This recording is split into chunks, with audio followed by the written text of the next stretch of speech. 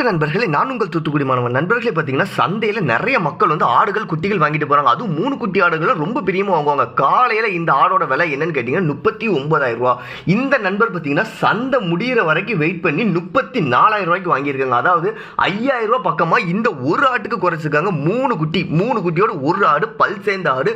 அதாவது பார்த்தீங்கன்னா 2 கிடா குட்டி, ஒரு பொட்டை குட்டி. ரொம்ப தரமாக, ரொம்ப சூப்பர். செம்போர், கரும்போர், புளியம்பூரில் அவ்வளோ ஒரு தோரணம் நல்ல வெள்ளப்பூர் ஆடாக பார்த்து வாங்கிட்டாங்க. இந்த மாதிரி ஆடுகளை வாங்கும்போது உறுதியான முறை லாபம் இருக்குது அப்படிங்கிற மாதிரி சொன்னாங்க. இந்த ஆடுகள் எல்லாத்தையுமே அவங்க தான் வாங்கியிருந்தாங்க. பின்னால் பார்த்தீங்கன்னா தெரியும், ஒரு கும்பலாக ஒரு ஆடு வாங்கியிருந்தாங்க. மொத்தமாக 10 ஆடுக்கு பக்கமாக வாங்கியிருந்தாங்க. அதில் இந்த ஆடு தான் டாப்பான ஆடு.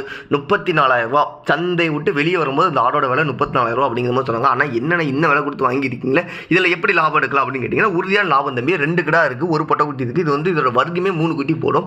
ஆடு எப்படி வளர்த்துக்கு பார்த்தீங்கன்னா மறு செனையாக இருக்க வந்து கொஞ்சம் வாய்ப்பு இருக்குது அப்படிங்கிற மாதிரி சொன்னாங்க. குட்டியுமே பார்த்தீங்கன்னா ரொம்ப சூப்பராக, ரொம்ப குவாலிட்டியாக வளர்த்துக்கு நல்ல தெளிவு